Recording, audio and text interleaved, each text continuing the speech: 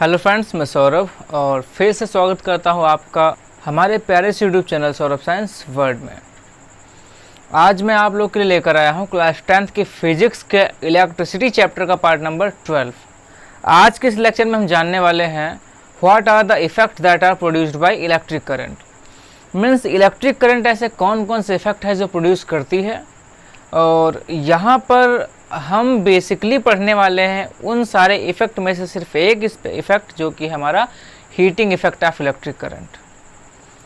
तो बेसिकली हम जान लेते हैं कि पहले हमारी जो इलेक्ट्रिक करंट होती है वो कितने तरह के इफ़ेक्ट प्रोड्यूस करती है। बेसिकली जो हमारी इलेक्ट्रिक करंट होती है वो 3 तरीके के इफ़ेक्ट को प्रोड्यूस करती है। तो पहला होता है हमारा heating effect of electric current, दूसरा होता है हमारा magnetic effect of electric current, दूसरा होता है हमारा magnetic effect of electric current, और थर्ड होता है हमारा chemical effect of electric current. यहाँ पे तीनों की लिस्ट बनी हुई है। बेसिकली हम यहाँ पर जानने वाले हैं heating effect of electric current के बारे में, because about magnetic effect of electric current we will learn about it in chapter magnetic effect of electric current. Magnetic effect of electric current, जो कि हमारे सिलेबस में एक अलग से चैप्टर ही दिया गया है। केमिकल इफेक्ट के बारे में हम पढ़ने वाले हैं इलेक्ट्रोलिसिस टॉपिक में, इलेक्ट्रोलिसिस टॉपिक में, या फिर इसको हम पढ़ेंगे एक्सट्रैक्शन ऑफ मेटल में, एक्सट्रैक्शन ऑफ, क्योंकि एक्सट्रैक्शन ऑफ मेटल टॉपिक में इलेक्ट्रोलिसिस इंक्लूडेड है।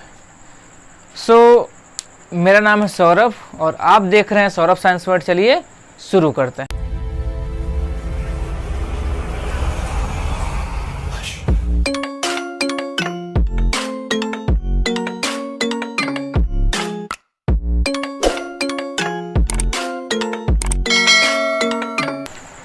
चलिए हेडिंग डाल दीजिए आप, heating effect of electric current.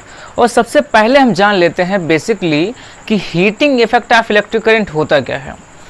आप सिंपल सा अगर एक मोबाइल यूज़ करते हैं, एक लैपटॉप यूज़ करते हैं, एक फ़ैन यूज़ करते हैं, या फिर कोई भी ऐसा अप्लायंस यूज़ करते हैं जो इलेक्ट्रिसिटी पे रन करता है, तो इस बात को आप बहुत बखूबी जानते हैं कि जब उसको हम थोड़ा सा लॉन्ग टर्म के लिए यूज़ करते हैं तो वो हीट करने लग जाता है।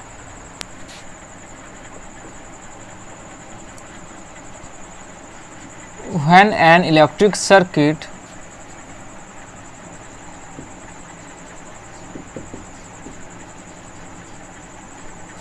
passes through a high resistance wire,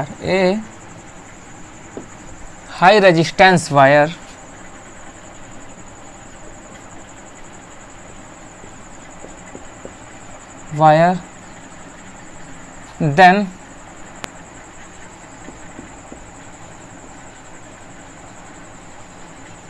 becomes and starts producing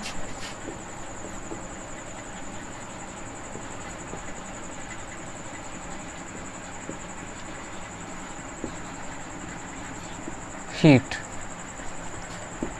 This effect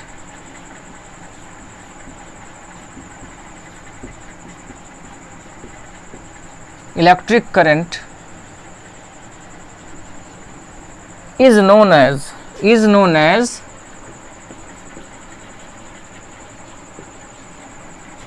heating effect of electric current. Heating effect of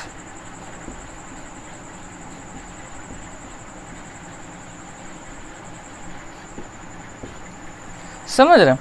simple सी बात यह है कि जब हम इलेक्ट्रिक सर्किट को गुजारते हैं किसी ऐसे वायर से जिसका होता है रेजिस्टेंस हाई, तो due to the high resistance of that wire electric current, या फिर हम बोल दें इलेक्ट्रिकल जो एनर्जी होती है वो हीट एनर्जी में कन्वर्ट होने लगती है instead of using by appliances. तो इस इफेक्ट को जिसके थ्रू इलेक्ट्रिक सर्किट में इलेक्ट्रिक करंट कन्वर्ट होती है हीट में या फिर हीट एनर्जी में, कहलाता है heating effect of electric current. क्योंकि यहाँ पर जो हीटिंग इफेक्ट है वो इलेक्ट्रिसिटी के थ्रू प्रोड्यूस हो रहा है, इस वजह से हम इसको बोल देते simply heating effect of electric current. Okay, चलिए आगे देखते हैं। चलिए यहाँ पर एक बात हम समझते हैं, अगर हम बेसिक तौर पे देखें तो जो ये heating effect of electric current है, this is a kind of wasting of electrical energy. Maximum cases में ये जो एनर्जी हीट के फॉर्म में प्रोड्यूस हो रही है उसको हम बोल देते हैं कि वह एनर्जी क्या हो रही है, वेस्ट हो रही है। But in some cases this heating effect is very useful. ठीक है, जैसे हम समझ सकते हैं इसको, आयरन, जो हम कपड़े प्रेस करते हैं, आयरन करते हैं, वहाँ पर यही कॉन्सेप्ट यूज़ करते हैं for a useful purpose, like in geyser. ठीक है, तो वहाँ पर भी सेम कॉन्सेप्ट यूज़ करते हैं फॉर आवर बेनिफिट।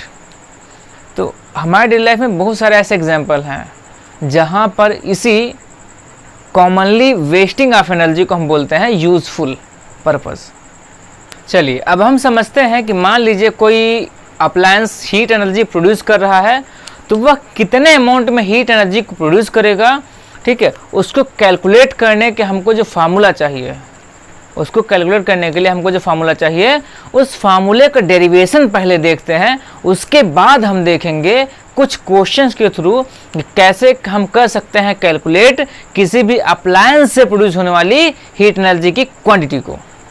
ओके, तो चलिए सबसे पहले हम क्या एक एजम्पशन लेते हैं कि मान लेते हैं कि हमने कुछ इलेक्ट्रिकल एनर्जी क्या दी, यूज़ की सर्किट में। ठीक है, तो यही इलेक्ट्रिकल एनर्जी कन्वर्ट होगी किस में,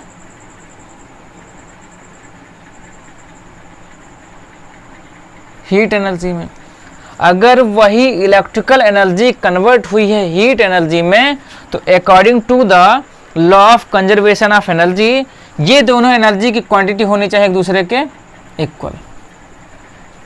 इलेक्ट्रिकल एनर्जी को हम सिंबल ई से दिखा रहे थे और हीट एनर्जी को हम सिंबल एच से डिनोट करते हैं। अच्छा, एक बात समझिए यहाँ पर, क्या हम इलेक्ट्रिकल एनर्जी की क्वांटिटी को कैलकुलेट कर सकते हैं? अगर कर सकते हैं तो जस्ट इक्वल होगी हीट एनर्जी उसके, तो हम कह सकते हैं through calculation of electrical energy we are able to find out the amount of heat energy produced by any appliance. Okay, तो चलिए सबसे पहले हम समझते हैं कि how to find amount of electrical energy. इसके पिछले लेक्चर में हमने देखा था इलेक्ट्रिकल एनर्जी आ रही थी हमारी पावर रेटिंग और टाइम के प्रोडक्ट के इक्वल। तो हम कह सकते हैं electrical energy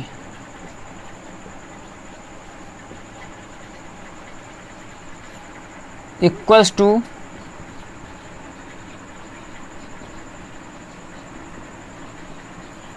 power rating into time.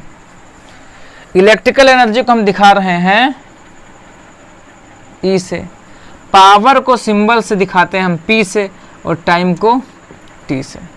ठीक है, वहां पर हमने देखा था P is equal to V I, formula एक वहां पर डेराइव हो रहा था।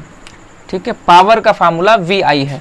अगर आपको ये समझ में नहीं आ रहा है तो this is my humble request you, इसके पहले का लेक्चर आप जरूर देखें ताकि ये फार्मूला जो डेराइव होने वाला है वो आपको समझ में आए बहुत ही बेहतर ढंग से।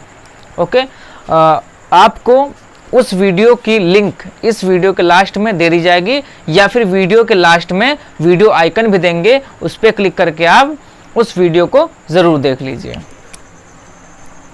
चलिए, क्या हम इलेक्ट्रिकल एनर्जी के फार्मूले में P की जगह पर वी आई रख सकते हैं, V I into T. Okay, समझ रहे हैं, वी आई इंटू टी। तो क्या इसकी जगह पर हम अब V की जगह पे, आपको पता है V इजिकल टू क्या होता है, आई आर होता है।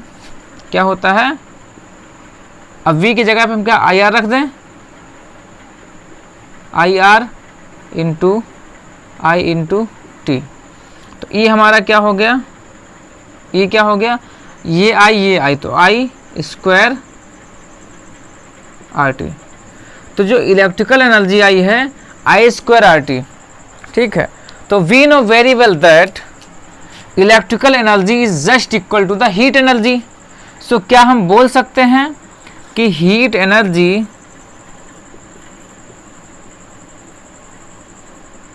Will be equal to I square R T, I square R T. और सिंबल्स के फॉर्म में लिखेंगे इसको हम H is equal to I square R T. तो ये है हमारा फार्मूला जो डेराइव किए हैं। तो चलिए इसको हम यहां लिख देते हैं, आई स्क्वायर आर टी, ठीक है। तो ये हमारा हो गया फर्स्ट फार्मूला। ध्यान से देखिए, यहां पर E is equal to V I T था हमारा, और ये इक्वल है हमारा H के, ठीक है। तो H is equal to V I T हो सकता है, H is equal to V I T हो सकता है, बिल्कुल हो सकता है। दूसरा फार्मूला हम बोल सकते हैं H is equal to V I T हो सकता है, ठीक है। तो ये हमारा हो गया सेकंड फार्मूला, ठीक है। अब ध्यान से एक चीज़ देखिए यहाँ पर, चलिए इसको मिटा दे रहे हैं पहले, ओके। नोट कर लिए, इसको समझ लिए, नोट कर लिए, ओके मिटाते हैं। तो हमारा था E is equal to P into T, ठीक है। यहाँ से फार्मूला बना था हमारा, ठीक है। और फिर हमने वहाँ पर देखिए ध्यान से H is equal to V I T है, ठीक है। ध्यान से देखिए, क्या हम H is equal to V into I की जगह पे क्यू बाई टी रख सकते हैं? बिल्कुल रख सकते हैं, क्योंकि आपको पता है I is equal to Q by T होता है, ठीक है। तो V into Q by T into T, ये से ये कट गया। तो क्या H is equal to V into Q है, ठीक है, हो गया। तो तीसरा फार्मूला हमारा आ गया H is equal to V into Q. ध्यान से देखिए, क्या ये जो V इंटू क्यू है, ये वर्क का फार्मूला नहीं है, इलेक्ट्रिकल वर्क का। कौन सा work? Electrical work. So we can say that if we are able to find the amount of electrical work, then we can also calculate the amount of electrical heating energy। समझ रहे हैं? Okay. तो कभी कभी हमको क्या करना होगा, ठीक है, हमको वैल्यूज दी होंगी और हम सीधे सीधे वर्क फाइंड आउट कर लेंगे, और according to the conservation of energy work will equal to the heat energy. Okay, मिटाएं इसको, ओके मिटा दे रहे हैं। चलिए अब हम बात करते हैं कि H is equal to I square R T. यहाँ पर यही है हमारा मेन और बेसिक फार्मूला, ठीक है। अब आइडेंटिफाई कर लेते हैं, H हमारा है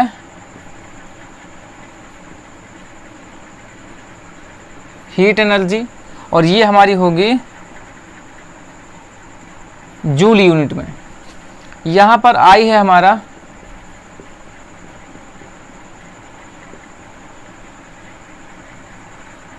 इलेक्ट्रिक करंट, ये हमारी यूनिट में होगी एम्पियर में। R हमारा है हमारा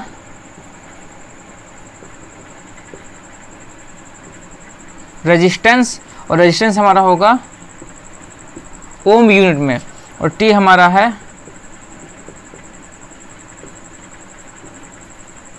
टाइम टेकन, और टाइम हमारा किस में होगा? सेकंड में। ओके, ठीक है। क्या समझना है हमको? ये समझना है कि हीटिंग इफेक्ट प्रोड्यूस्ड बाय, ठीक है, electricity is basically known as Joule's heating effect.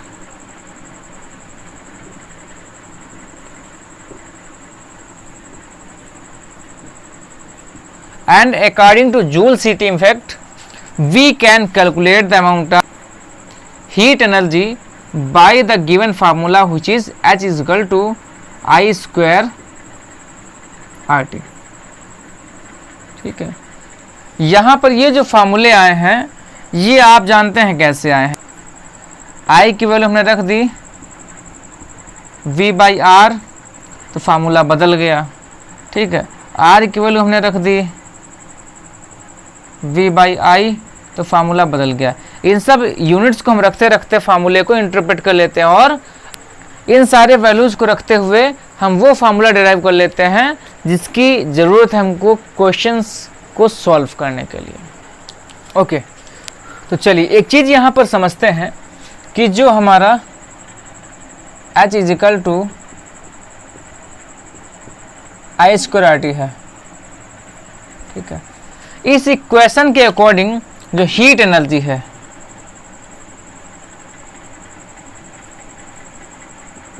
Is directly proportional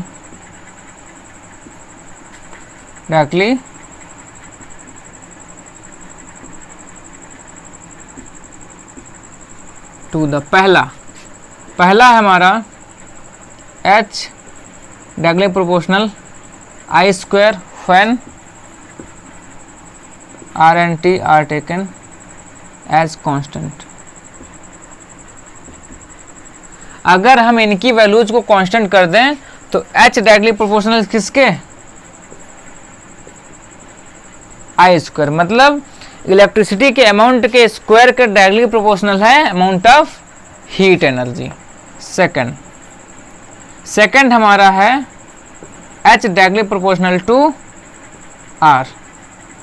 अब ध्यान से देखिए, यहाँ पर हमने I एंड T को कर दिया है R एज कांस्टेंट। ठीक है, और थर्ड हमारा है H डायरेक्टली प्रोपोर्शनल टू क्या चीज, T। यहाँ पर क्या ले लिए हैं कांस्टेंट, R एज कांस्टेंट। इसका मतलब समझिए, अगर हम इलेक्ट्रिसिटी को बढ़ाएंगे, ठीक है, तो इसके स्क्वायर के डायरेक्टली प्रोपोर्शनल है हमारा हीटिंग इफेक्ट। समझ रहे हैं, अगर हम R के अमाउंट मतलब किसी भी अप्लायंस में यूज होने वाले सर्किट के वायर के रेजिस्टेंस को इंक्रीज करेंगे तो हीटिंग इफेक्ट भी इंक्रीज करेगा। अगर हम उस अप्लायंस के यूज़ की टाइमिंग को बढ़ा देंगे, मतलब हम जितना यूज़ कर रहे हैं उससे ज़्यादा अगर हम उसको देर तक यूज़ करेंगे तब भी क्या होगा, हीट एनर्जी उसमें ज़्यादा प्रोड्यूस होगी। इस बात को आप समझ सकते हैं कि जितना ज़्यादा आप मोबाइल को ज़्यादा यूज़ करते हैं उतना ही ज़्यादा वो हीट एनर्जी प्रोड्यूस करता है और फिर आपकी बैटरी बैकअप कम देता है। मतलब जो आपका बैटरी का इलेक्ट्रिकल एनर्जी है वही कन्वर्ट होता है हीट एनर्जी में, तो आप कहते हैं हमारा तो मोबाइल हीट कर रहा है। ओके, चलिए आगे हम समझते हैं कि हम हीट एनर्जी को कैसे रिड्यूस कर सकते हैं। ठीक है, अब यहीं से समझ जाएंगे कैसे रिड्यूस कर सकते हैं हीट एनर्जी को, हम कैसे रिड्यूस कर सकते हैं इसको हम समझते हैं इसी प्रोपोर्शनैलिटी इक्वेशन से। चलिए यहाँ पर देखिए, अगर हम यहाँ पर इससे देखिए, अगर हम हीट एनर्जी को देखते हैं तो वो इलेक्ट्रिक करंट के स्क्वायर के डायरेक्टली प्रोपोर्शनल है। मतलब अगर हम I को 2 टाइम करते हैं, कितना 2 टाइम, तो H हमारा क्या हो जाएगा, ये बढ़ जाएगा 4 टाइम्स। ठीक है, अगर I को हम क्या कर दें, हाफ कर दें, ठीक है, हाफ, तो H हमारा क्या हो जाएगा, H हमारा होगा कितना 1/4। ठीक है, तो इस वजह से हम अगर इलेक्ट्रिक करंट के अमाउंट को कम करते हैं तो हीट एनर्जी को भी हम कम कर सकते हैं। ठीक है, दूसरा देखिए, हमारा जो हीट एनर्जी है डायरेक्टली प्रोपोर्शनल टू रजिस्टर।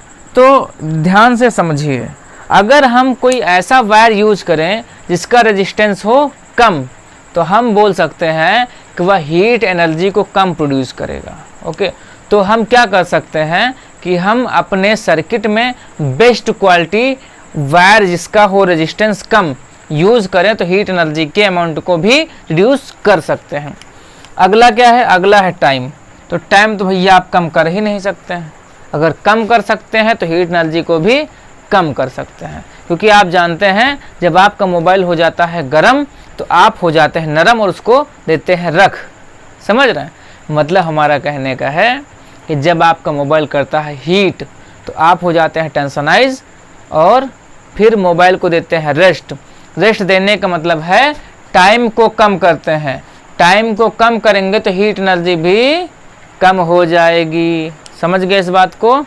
चलिए, तो बस यही थोड़ा सा कॉन्सेप्ट था और ये कुछ इक्वेशंस थी। तो आई होप्स दैट आपको सारी बातें बहुत अच्छे से समझ में आई होंगी। अगर आपने हमारे अभी पिछले वीडियो लेक्चर्स को नहीं देखा है तो प्लीज़ चैनल की प्लेलिस्ट में जाइए और सारे वीडियो लेक्चर्स को एक सीरियल से देखिए, ताकि आने वाले अगले वीडियोज़ और ये वीडियो आपको भी समझ में आए बहुत ही बेहतर तरीके से। अगर आप मेरे यूट्यूब चैनल पर नए हैं तो रिक्वेस्ट है आपसे कि चैनल को प्लीज़ सब्सक्राइब करिए अगर वीडियो अच्छा लगे तब, और प्रेस करिए बेल आइकन को ताकि आने वाले अगले वीडियो की नोटिफिकेशन मिल सके आपको सबसे पहले। Please do like, do share और मस्त रहिए।